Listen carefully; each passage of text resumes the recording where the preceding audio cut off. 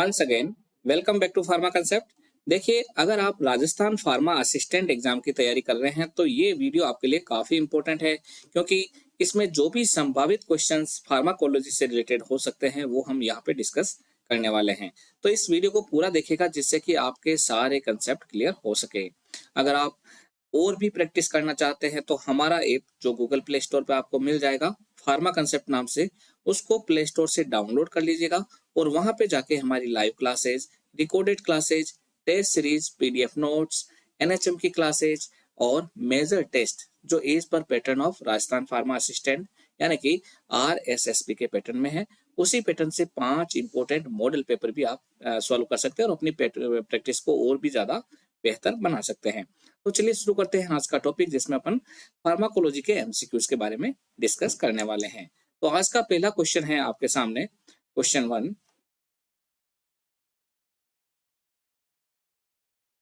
Which of the following is not A phase first reaction in drug metabolism. आपको बताना है कि इनमें से कौन सी एक फेज फर्स्ट रिएक्शन नहीं है ड्रग मेटाबॉलिज्म के अंदर। इनमें से कौन सी एक फेज फर्स्ट ड्रग रिएक्शन के अंदर नहीं आती है। ऑप्शन ए है ऑक्सीडेशन, ऑप्शन बी है रिडक्शन, ऑप्शन सी है हाइड्रोलाइसिस एंड ऑप्शन डी है कंजुगेशन। तो यहाँ पे जो राइट आंसर रहेगा वो रहेगा आपका ऑप्शन डी यानी कि कंजुगेशन। देखिए, अगर मैं फेज फर्स्ट रिएक्शन की बात करूं तो वो है oxidation, reduction, hydrolysis, cyclization and decyclization. और अगर मैं फेज सेकेंड रिएक्शन की बात करूं तो वो है glucuronidation conjugation, acetylation, methylation, sulphation and glycine conjugation. तो जितनी भी कंजुगेशन रिएक्शन है वो फेज फर्स्ट सेकंड के अंदर आती है। तो यहाँ पे आपका आंसर ऑप्शन डी रहेगा। अगला क्वेश्चन देख लेते हैं, question number 2। Which drug is not metabolize by acetylation. आपको ये बताना कि इनमें से कौन सी एक दवा है जो कि एसिटाइलेशन से मेटाबोलाइज नहीं होती है। ऑप्शन ए है dapsone, option B aspirin, option C hydralazine and option D है आइसोनियाजिन। तो यहाँ पे जो राइट आंसर रहेगा वो रहेगा आपका ऑप्शन बी यानी कि एस्पिरिन। एस्पिरिन यहाँ पे एसिटाइलेशन से मेटाबोलाइज नहीं होती है। डेप्सोन, हाइड्रोलाजिन और आइसोनियाजिड ये तीनों ही एसिटाइलेशन से मेटाबोलाइज होती है। अगर हम बात करें कि कौन कौन सी ड्रग एसिटाइलेशन से मेटाबोलाइज होती है तो हम सिप नाम से उसको लर्न कर सकते हैं, SHIP नाम से। S4 हो गया आपका sulfonamide and dapsone, H4 hydralazine, I4 isoniazid and P4 propanamide. देखिए, यहाँ से क्वेश्चन इसलिए पूछा जाता है क्योंकि 50% अफ्रीकन है और अमेरिकन होते हैं, वो सबके सब स्लो एसिटाइलेटर्स होते हैं। उनमें एसिटाइलेशन का जो मेटाबॉलिज्म होगा वो धीरे धीरे रहेगा। तो ये अगर मान लो उनको ये वाली दवा देते हैं तो उनमें मेटाबॉलिज्म इन दवाओं का कम होता है, स्लो होता है। और अगर हम निरंतर अंतराल से देते रहेंगे तो इनमें इस तरह की टॉक्सिटी होने लग जाएगी। जबकि मेजोरिटी ऑफ एशियंस की बात करें या फिर एस्किमोज की बात करें तो वो फास्ट एसिटाइलेटर होते हैं। यानी अगर मान लो उनको आइसोनियाजिड दें तो उसका एसिटाइलेशन फास्ट होगा। तो इसलिए हमें इनकी डोज के बारे में और वहाँ की लोकेलिटी के बारे में पता होना जरूरी है कि वहाँ के पर्सन किस तरीके के हैं। उसी आधार पर इनकी डोज डिसाइड होती है। अगला क्वेश्चन है question number 3। Therapeutic index is a measure of. आपको बताना है कि इनमें से थेरेप्यूटिक इंडेक्स किसका मेजर करता है। ऑप्शन ए है पोटेंसी, ऑप्शन बी है efficacy, option C safety and option D है सेलेक्टिविटी। तो यहाँ पे क्या आंसर लेना चाहिए। यहाँ पे आपका आंसर रहेगा ऑप्शन सी यानी कि सेफ्टी। देखिए, थेरेप्यूटिक इंडेक्स का जो फॉर्मूला होता है वो होता है LD50 अपॉन ED50। ये क्वेश्चन भी कई बार पूछा गया है। LD50 का मतलब होता है मीडियन लीथल डोज और ED50 का मतलब होता है मीडियन इफेक्टिव डोज। देखिए, LD50 का मतलब हो गया dose that will result in death of 50% animal receiving the drug. यानी इतनी डोज जो क्या करती है 50% एनिमल के अंदर डेथ पर प्रोड्यूस कर देती है, वो डोज क्या कहलाती है, लीथल डोज, है ना, मीडियम लीथल डोज। अगर मान लो किसी ड्रग की LD50 ज्यादा है तो इसका मतलब उसकी बहुत ही ज्यादा डोज लेने पे ही वो डेथ करेगी, इसका मतलब वो ड्रग क्या है, सेफर है। ऐसे ही मीडियम इफेक्टिव डोज की बात करें, ED50 की बात, तो dose that will produce the half of the maximum response, यानी मैक्सिमम रेस्पॉन्स का आधा रेस्पॉन्स प्रोड्यूस करे, वो आपकी कहलाती है मीडियम इफेक्टिव डोज। और मोर अगर ED50 होगी तो ड्रग की पोटेंसी कम होगी। इन दोनों चीजों का आप ध्यान रखिएगा। अगर मोर LD50 होगा तो ज्यादा ड्रग सेफ है और अगर मोर ED50 है तो ड्रग की पोटेंसी कम है। थेरेप्यूटिक इंडेक्स क्या हो गया, LD50 अपॉन AD50, और ये ड्रग की सेफ्टी को बताता है। चलिए अगला क्वेश्चन देख लेते हैं, question number 4। Which of the following drug is an inhibitor of cytochrome P450 enzyme. आपको इनमें से बताना है कि कौन सी एक ड्रग है जो साइटोक्रोम P450 एंजाइम को इनहिबिट करती है। ऑप्शन ए है आइसोनियाजिड, ऑप्शन बी है रिफाम्पिसिन, ऑप्शन सी है कीटोकोनाजोल, एंड ऑप्शन डी है फेनिटोइन। यहाँ पे एक्सेप्ट लिख लीजिएगा, एक्सेप्ट। इनमें से कौन सी एक ड्रग है जो साइटोक्रोम P450 एंजाइम को इनहिबिट नहीं करती है, यानी एक्सेप्ट कौन है, अपवाद कौन है। तो यहाँ पे आपका आंसर रहेगा ऑप्शन सी, यानी कि कीटोकोनाजोल। अच्छा, एक मिनट, एक्सेप्ट में तो ये रहेगा आपका रिफाम्पिसिन। ठीक है, ये आपकी रिफाम्पिसिन है, वो साइटोक्रोम P450 एंजाइम को इंड्यूस करती है, ये इंड्यूसर है, ये एक्सेप्ट में रहेगा। ठीक है, बाकी आइसोनियाजिड, कीटोकोनाजोल और फेनिटोन की बात करें तो ये साइटोक्रोम P450 एंजाइम को इनहिबिट करने वाली ड्रग है, जैसे कि वेलप्रोइक एसिड हो गया, ketoconazole, cimetidine, ciprofloxacin, erythromycin and isoniazid. इसको लर्न करने का तरीका है, vitamin A can not cause enzyme inhibition.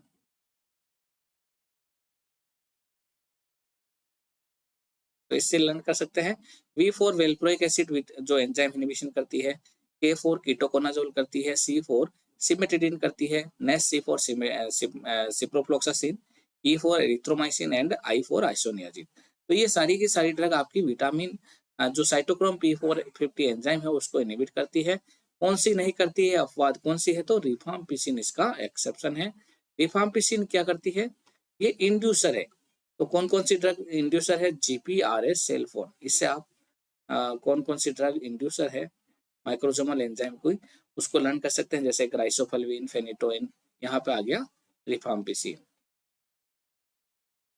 तो रिफाम्पिसिन आपका साइटोक्रोम P450 एंजाइम का इंड्यूसर है, तो यहाँ पे आपका आंसर ऑप्शन बी रहेगा।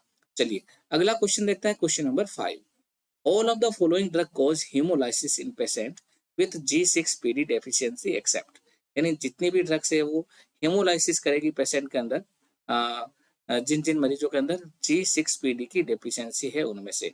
तो इनमें से कौन कौन सी ड्रग करती है, कौन सी नहीं करती है, एक्सेप्ट का पूछा है, यानी कौन सी ड्रग नहीं करती है उसके बारे में पूछा है।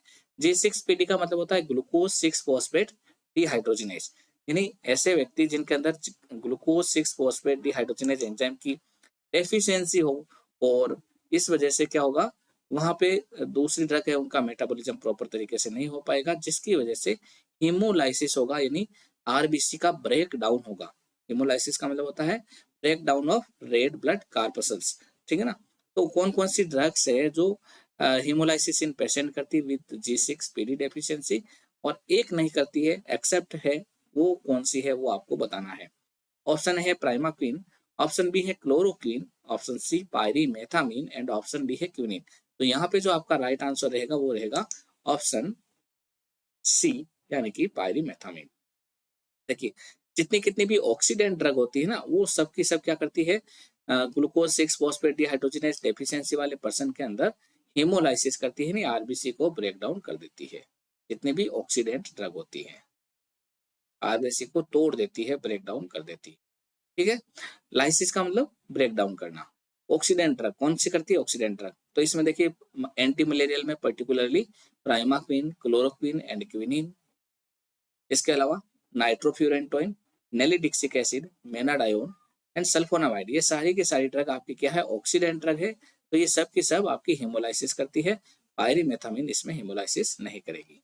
चलिए एक बार मैं फिर से बताता हूँ कि अगर आप राजस्थान फार्मा असिस्टेंट एग्जाम की तैयारी कर रहे हैं और कुछ मॉडल्स पेपर, एग्जाम से पहले कुछ मॉडल पेपर करना चाहते हैं, बेस्ट 5 मॉडल पेपर, तो आप फार्मा कंसेप्ट ऐप ज्वाइन कर सकते हैं। वहाँ पे हमारी NHM की क्लासेज और मॉडल पेपर का जो अलग से बैच बना हुआ है मात्र 110 रुपए में, उसको अटेंड करके अपनी तैयारी और भी बेहतर कर सकते हैं।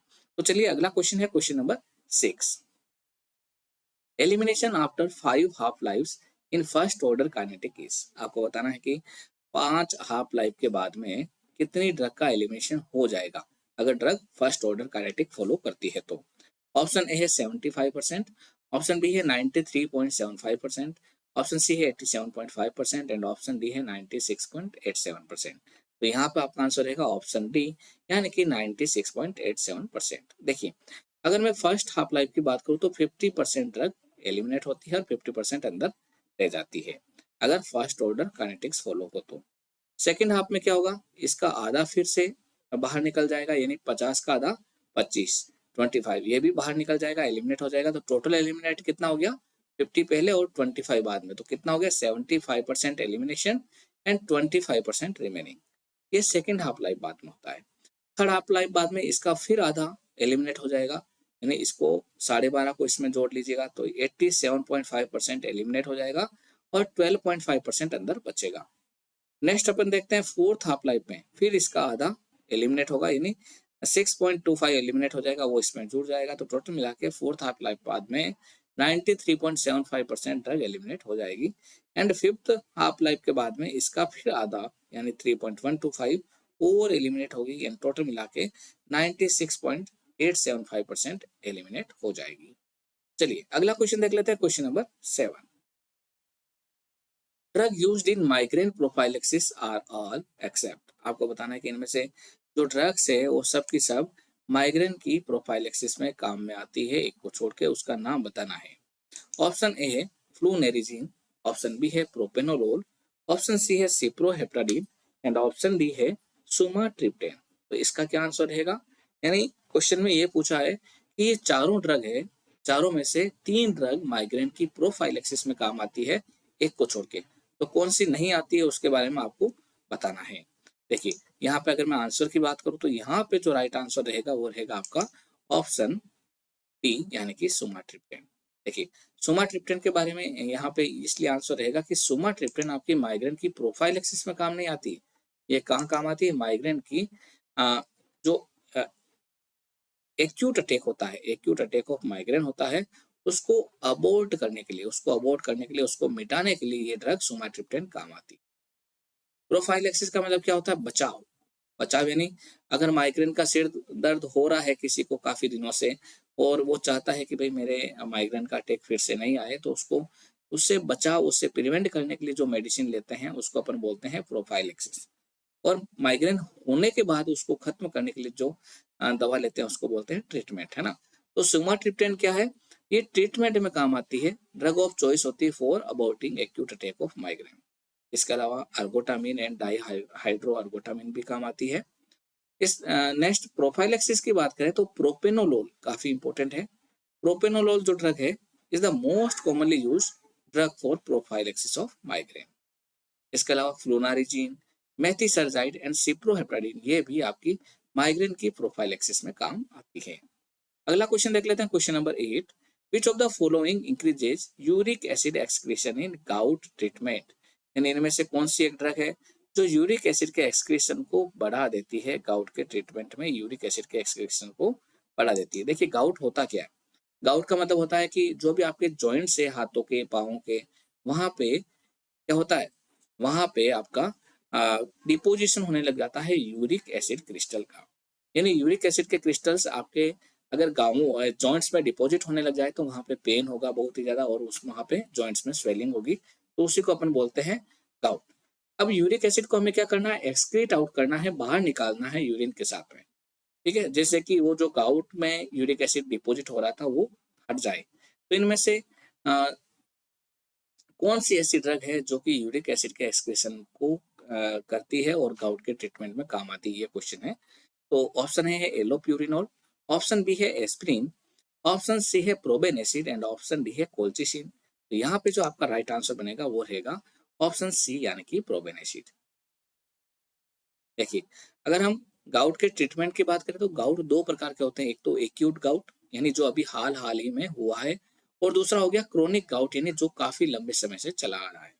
अगर एक्यूट गाउट की बात करें तो वहां पे एनएसआईडीज, non steroidal anti inflammatory drugs, colchicine and steroid ये आपके एक्यूट गाउट में काम आते हैं। जबकि क्रोनिक गाउट की बात करें तो drugs decreasing synthesis of uric acid, ऐसी ड्रग्स जो यूरिक एसिड के सिंथेसिस को कम कर देती है, उनका एग्जांपल है यूरिन में एलोप्यूरिनोल और नॉन प्यूरिन में फेबुक्सोस्टेट।